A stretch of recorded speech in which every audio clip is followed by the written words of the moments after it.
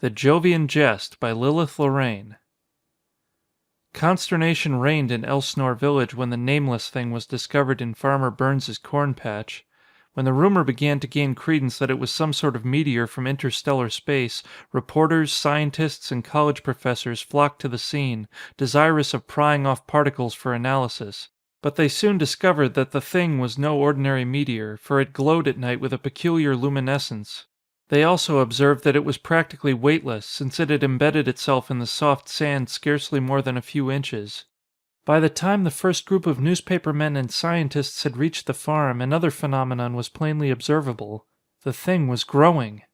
Farmer Burns, with an eye to profit, had already built a picket fence around his starry visitor and was charging admission.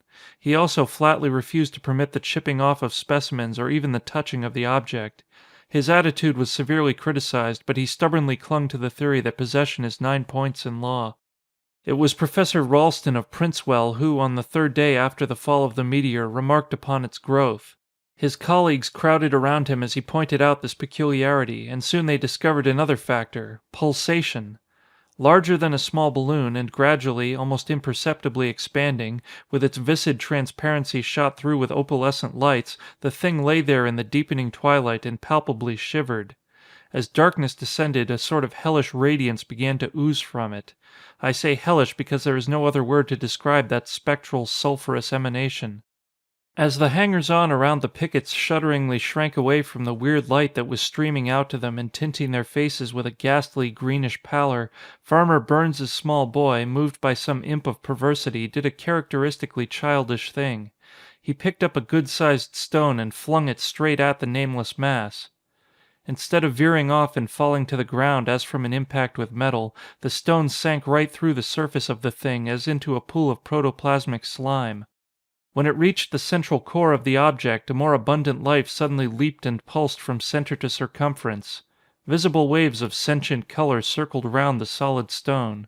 Stabbing swords of light leaped forth from them, piercing the stone, crumbling it, absorbing it. When it was gone, only a red spot, like a bloodshot eye, throbbed eerily where it had been. Before the now thoroughly mystified crowd had time to remark upon this inexplicable disintegration, a more horrible manifestation occurred. The thing, as though thoroughly awakened and vitalized by its unusual fare, was putting forth a tentacle. Right from the top of the shivering globe it pushed, sluggishly weaving and prescient of doom. Wavering, it hung for a moment, turning, twisting, groping. Finally it shot straight outward, swift as a rattler's strike. Before the closely packed crowd could give room for escape, it had circled the neck of the nearest bystander, Bill Jones, a cattleman, and jerked him, writhing and screaming, into the reddish core. Stupefied with soul-chilling terror, with their mass consciousness practically annihilated before a deed with which their minds could make no association, the crowd could only gasp in sobbing unison and await the outcome. The absorption of the stone had taught them what to expect, and for a moment it seemed that their worst anticipations were to be realized. The sluggish currents circled through the thing, swirling the victim's body to the center. The giant tentacle drew back into the globe and became itself a current. The concentric circles merged, tightened, became one gleaming cord that encircled the helpless prey. From the inner circumference of this cord shot forth not the swords of light that had powdered the stone to atoms, but myriads of radiant tentacles that gripped and cupped the body in 1,000 places. Suddenly the tentacles withdrew themselves, all save the ones that grasped the head. These seemed to tighten their pressure, to swell and pulse with a greyish substance that was flowing from the cups into the cord, and from the cord into the body of the mass. Yes, it was a greyish something, a smoke-like essence that was being drawn from the cranial cavity. Bill Jones was no longer screaming and gibbering, but was stiff with the rigidity of stone. Notwithstanding, there was no visible mark upon his body. His flesh seemed unharmed. Swiftly came the awful climax. The waving tentacles withdrew themselves, the body of Bill Jones lost its rigidity, a heaving motion from the center of the thing propelled its cargo to the surface, and Bill Jones stepped out. Yes, he stepped out and stood for a moment, staring straight ahead, staring at nothing, glassily. Every person in the shivering, paralyzed group knew instinctively that something unthinkable had happened to him. Something had transpired, something hitherto possible only in the abysmal spaces of the other side of things. Finally he turned and faced the nameless object, raising his arms stiffly, automatically, as in a military salute. Then he turned and walked jerkily, mindlessly, round and round the globe, like a wooden soldier marching. Meanwhile the thing lay quiescent, gorged. Professor Ralston was the first to find his voice. In fact, Professor Ralston was always finding his voice in the most unexpected places, but this time it had caught a chill. It was trembling. "Gentlemen," he began, looking down academically upon the motley crowd as though doubting the aptitude of his salutation. "Fellow citizens," he corrected. "The phenomenon we have just witnessed is, to the lay mind, inexplicable. To me, and to my honorable colleagues," added as an afterthought, "it is quite clear. Quite clear indeed. We have before us a specimen, a perfect specimen, I might say, of a... He stammered in the presence of the unnameable. His hesitancy caused the rapt attention of the throng that was waiting breathlessly for an explanation to flicker back to the inexplicable. In the fraction of a second that their gaze had been diverted from the thing to the professor, the object had shot forth another tentacle, gripping him round the neck and choking off his sentence with a horrid rasp that sounded like a death rattle. Needless to say, the revolting process that had turned Bill Jones from a human being into a mindless automaton was repeated with Professor Ralston. It happened as before, too rapidly for intervention, too suddenly for the minds of the onlookers to shake off the paralysis of an unprecedented nightmare. But when the victim was thrown to the surface, when he stepped out, drained of the grayish smoke-like essence, a tentacle still gripped his neck and another rested directly on top of his head. This latter tentacle, instead of absorbing from him, visibly poured into him what resembled a thread-like stream of violet light. Facing the cowering audience with eyes staring glassily, still in the grip of the unknowable, Professor Ralston did an unbelievable thing. He resumed his lecture at the exact point of interruption, but he spoke with the tonelessness of a machine that pulsed to the will of a dictator, inhuman and inexorable. "What you see before you," the voice continued, the voice that no longer echoed the thoughts of the professor, "is what you would call an amoeba, a giant amoeba. It is I, this amoeba, who am addressing you, children of an alien universe. It is I, who through this captured instrument of expression, whose queer language you can understand, am explaining my presence on your planet. I pour my thoughts into this specialized brain box which I have previously drained of its meager thought content." Here the honorable colleagues nudged each other gleefully. "I have so drained it for the purpose of analysis and that the flow of my own ideas may pass from my mind to yours unimpeded by any distortion that might otherwise be caused by their conflict with the thoughts of this individual. First I absorbed the brain content of this being whom you call Bill Jones, but I found his mental instrument unavailable. It was technically untrained in the use of your words that would best convey my meaning. He possesses more of what you would call innate intelligence, but he has not perfected the mechanical brain through whose operation this innate intelligence can be transmitted to others, and applied for practical advantage. Now this creature that I am using is, as you might say, full of sound without meaning. His brain is a lumber room in which he has hoarded a conglomeration of clever and appropriate word forms with which to disguise the paucity of his ideas, with which to express nothing. Yet the very abundance of the material in his storeroom furnishes a discriminating mind with excellent tools for the transportation of its ideas into other minds. Know then that I am not here by accident. I am a space wanderer, an explorer from a super-universe whose evolution has proceeded without variation along the line of your amoeba. Your evolution, as I perceive from an analysis of the brain content of your professor, began its unfoldment in somewhat the same manner as our own. But in your smaller system, less perfectly adjusted than our own to the cosmic mechanism, a series of cataclysms occurred. In fact, your planetary system was itself the result of a catastrophe, or of what might have been a catastrophe had the two great suns collided whose near approach caused the wrenching off of your planets. From this colossal accident, rare indeed in the annals of the stars, an endless chain of accidents was born, a chain of which this specimen, this professor, and the species that he represents, is one of the weakest links. Your infinite variety of species is directly due to the variety of adaptations necessitated by this train of accidents. In the super-universe from which I come, such derangements of the celestial machinery simply do not happen.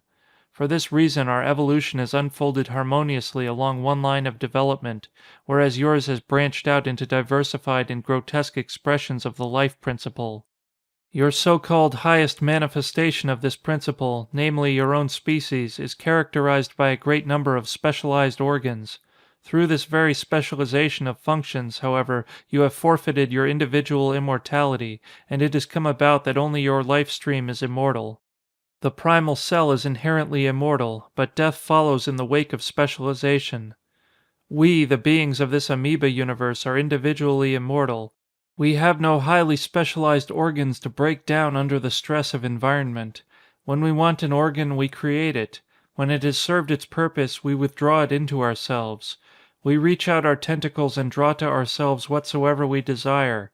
Should a tentacle be destroyed, we can put forth another. Our universe is beautiful beyond the dreams of your most inspired poets. Whereas your landscapes, though lovely, are stationary, unchangeable except through Herculean efforts, ours are protean, eternally changing. With our own substance we build our minarets of light, piercing the aura of infinity. At the bidding of our wills we create, preserve, destroy, only to build again more gloriously. We draw our sustenance from the primates, as do your plants, and we constantly replace the electronic base of these primates with our own emanations, in much the same manner as your nitrogenous plants revitalize your soil. While we create and withdraw organs at will, we have nothing to correspond to your five senses. We derive knowledge through one sense only, or, shall I say, a supersense. We see and hear and touch and taste and smell and feel and know, not through any one organ, but through our whole structure. The homogeneous force of our omnisubstance subjects the plural world to the processing of a powerful unity. We can dissolve our bodies at will, retaining only the permanent atom of our being, the seed of life dropped on the soil of our planet by infinite intelligence. We can propel this indestructible seed on light rays through the depths of space. We can visit the farthest universe with the velocity of light, since light is our conveyance. In reaching your little world, I have consumed 1,000,000 years, for my world is 1,000,000 light years distant, yet to my race 1,000,000 years is as one of your days. On arrival at any given destination, we can build our bodies from the elements of the foreign planet. We attain our knowledge of conditions on any given planet by absorbing the thought content of the brains of a few representative members of its dominant race.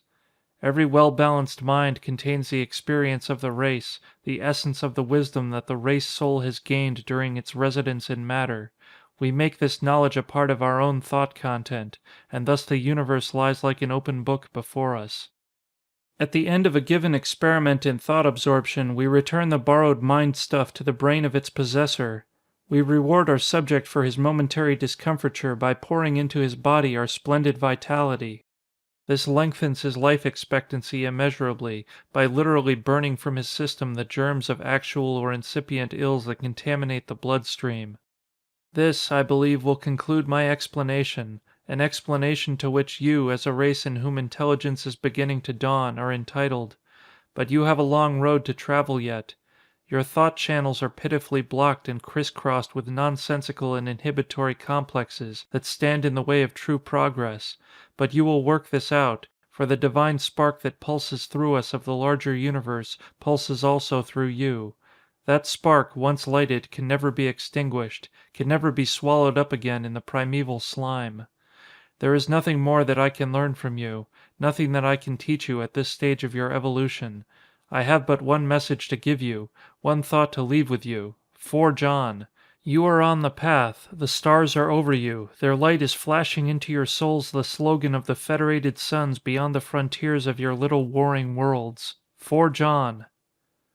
The voice died out like the chiming of a great bell receding into immeasurable distance. The supercilious tones of the professor had yielded to the sweetness and the light of the greater mind whose instrument he had momentarily become. It was charged at the last with a golden resonance that seemed to echo down vast spaceless corridors beyond the furthermost outposts of time. As the voice faded out into a sacramental silence, the strangely assorted throng, moved by a common impulse, lowered their heads as though in prayer. The great globe pulsed and shimmered throughout its sentient depths like a sea of liquid jewels. Then the tentacle that grasped the professor drew him back toward the scintillating nucleus. Simultaneously, another arm reached out and grasped Bill Jones, who, during the strange lecture, had ceased his wooden soldier marching and had stood stiffly at attention. The bodies of both men within the nucleus were encircled once more by the single current. From it again put forth the tentacles, cupping their heads, but the smoke-like essence flowed back to them this time, and with it flowed a tiny thread-like stream of violet light. Then came the heaving motion when the shimmering currents caught the two men and tossed them forth unharmed but visibly dowered with the radiance of more abundant life. Their faces were positively glowing and their eyes were illuminated by a light that was surely not of earth. Then, before the very eyes of the marveling people, the great globe began to dwindle. The jeweled lights intensified, concentrated, merged, until at last remained only a single spot no larger than a pinhead, but whose radiance was, notwithstanding, searing, excruciating. Then the spot leaped up into the heavens, whirling, dipping and circling as in a gesture of farewell, and finally soaring into invisibility with the blinding speed of light. The whole wildly improbable occurrence might have been dismissed as a queer case of mass delusion, for such cases are not unknown to history, had it not been followed by a convincing aftermath. The culmination of a series of startling coincidences, both ridiculous and tragic, at last brought men face to face with an incontestable fact. Namely, that Bill Jones had emerged from his fiery baptism endowed with the thought-expressing facilities of Professor Ralston, while the professor was forced to struggle along with the meager educational appliances of Bill Jones. In this ironic manner, the space wanderer had left unquestionable proof of his visit by rendering a tribute to innate intelligence and playing a Jovian jest upon an educated fool, a neat transposition. A Columbus from a vaster, kindlier universe had paused for a moment to learn the story of our pygmy system. He had brought us a message from the outermost citadels of life, and had flashed out again on his eonic voyage from everlasting unto everlasting. End of The Jovian Jest by Lilith Lorraine. Recording by Nick Number.